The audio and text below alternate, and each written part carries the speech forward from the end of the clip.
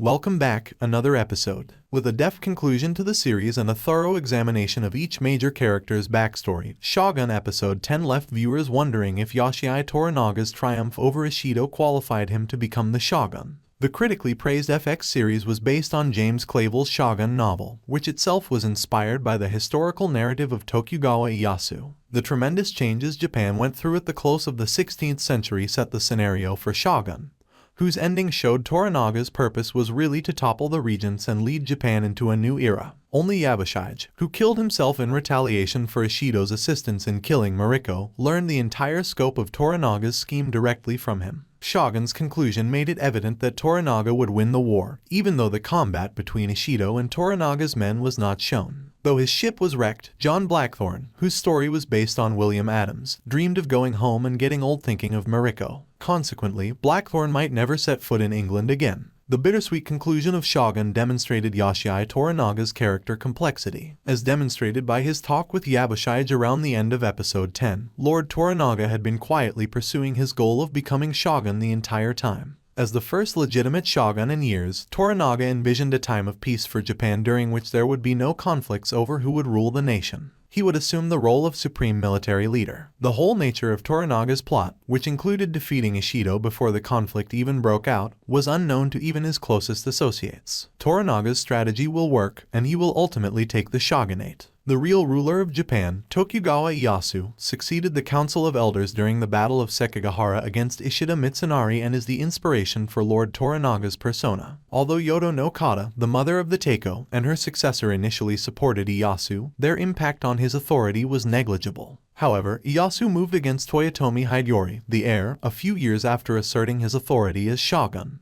After this attack, his mother became a nun and the heir committed seppuku. While Ishido was based on Ishido Mitsunari, Yodo no Kata served as the model for shoguns Achiba no Kata. Since the beginnings of Tokugawa Ieyasu's shogunate are the basis for James Clavell's Shogun book, it stands to reason that Lord Toranaga's tale ends similarly to that of his real-life counterpart. It was simple for Toranaga to rally supporters of Ishido with the help of Achiba no Kata, who stands in for the heir until he reaches adulthood. Ishido had no chance of winning the battle without the heir leading the charge. For this reason, Toranaga's scheme was complete before he even saw Ishido in combat, which is why Shogun chose not to depict the entirety of the Battle of Sekigahara. In many ways, Lady Mariko's passing in Shogun Episode 9 benefited Lord Toranaga. First of all, since the daimyos discovered that Ishido was holding captives, it caused unrest in Osaka Castle and undermined his authority. After Mariko was sacrificed, Ishido lost the backing of several of the most influential lords in the area, and was further weakened by internal strife within the Council of Regents. Furthermore, Achiba no Kata suffered with Lady Mariko's passing. Achiba and Mariko were practically raised as sisters, and after the death of the former, the latter changed her mind about the war. The scene where Achiba no Kata read poetry by Mariko to her son showed how deeply the heir's mother was affected by Mariko's passing. Achiba probably came to the conclusion that it was not worthwhile to put her son in danger of dying in a battle with Toranaga, especially because there was now much less likelihood of Ishido coming out on top.